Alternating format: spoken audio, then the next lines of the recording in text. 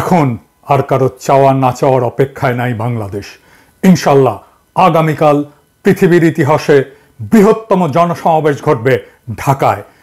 সামনে অবধারিত ওদের পরের অস্ত্র হয় জরুরি অবস্থা আর শত স্তরের নিরাপত্তা বেষ্টনী, সাথে চরম হটকারিতায় জনতার শান্তিপূর্ণ সমাবেশে সভ্যতার ইতিহাসে নৃশংসতম হত্যাকাণ্ড অথবা ৪৯ বছর আগে ঘটে যাওয়া পিতৃহত্যার প্রতিশোধে উন্মত্ত এক সাইকোপ্যাথের অগাস্ট পুনরাবৃত্তির আশঙ্কা।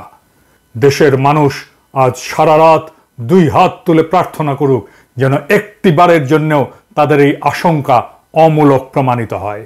কাল সকাল যেন কোনো দুর্ঘটনার বার্তাবাহক না হয়ে শ্রাবণের ধারার মতো সব কিছু ধুয়ে কোটি কোটি কচি কণ্ঠকে বিজয় আনন্দে পাগল করে দেয়, বাড়িয়ে দেয় আত্মবিশ্বাস।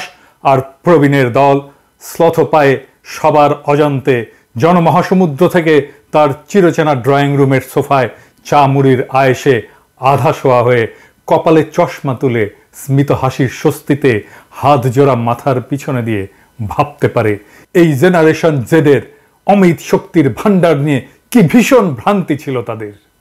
ওদের হাতে বাংলাদেশ যে কোনো সময়ের চাইতে নিরাপদ। কি অসাধারণ অবলীলায় ওরা বলে পেছনে পুলিশ, সামনে স্বাধীনতা। এখন আর পিছনে যাওয়ার রাস্তাই নেই, পিছনে পুলিশ আর সামনে স্বাধীনতা।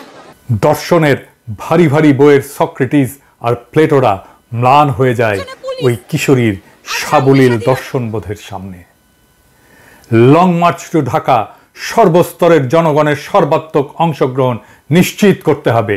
হালকা খাবার পানি, 2-1টা জামা কাপড়, ছোট ছাতা, অতি প্রয়োজনীয় জিনিস সহ ছোট পিঠের ব্যাগ, যে কোনো যানবাহনে প্রয়োজনে পায়ে হেঁটে যে কোনো নেতৃত্ব বা নির্দেশনার অপেক্ষা না করে ঢাকার পথে রওনা হন দলে দলে, কাতারে কাতারে, লাখে লাখে, কোটিতে কোটিতে।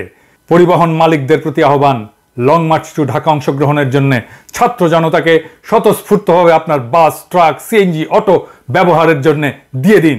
প্রয়োজনে শ্রমিক ভাইরা বাস, ট্রাক নিয়ে এগিয়ে আসুন। এবারের মুক্তিযুদ্ধের গর্বিত মুক্তিযোদ্ধা হওয়ার সুযোগ নিন।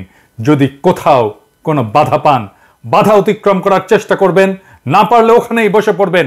ঢাকায় আমাদের বিপ্লবীরা ঢুকে গেলে ঢাকার প্রবেশ মুখ বন্ধ করে দেবেন। আশেপাশের গ্রাম থেকে হাজারে হাজারে মানুষ এসে বসে পড়বেন রাস্তার উপরে, যতদিন পর্যন্ত না হাসিনার পতন হয়। কারণ হাসিনা বাঁচার শেষ চেষ্টা করার জন্য ঢাকার বাইরে থেকে রিইনফোর্সমেন্ট যেন আনতে না পারে। ঢাকায় প্রথমেই দখল করে নেবেন ফ্যাসিবাদের দোসর ৭১ টিভি আর সময় টিভি। ওখান থেকে সম্প্রচার শুরু করবেন স্বাধীন বাংলাদেশের কর্মসূচি। এরপরে অভিযান চালাবেন গণভবন উদ্ধারের, জনগণের ভবন উদ্ধারের। আমরা আর এক সাগর রক্ত পেরিয়ে ফ্যাসিস্ট দানব হাসিনার হাত থেকে বাংলাদেশকে স্বাধীন করব ইনশাল্লাহ। স্বাধীন দেশে দেখা হবে আপনাদের সাথে। সৃষ্টিকর্তা আপনাদের বিজয়ী হওয়ার তৌফিক দিন, আপনাদের উপরে রহমত বর্ষণ করুন। ফি আমানিল্লাহ। ইনকিলাব জিন্দাবাদ।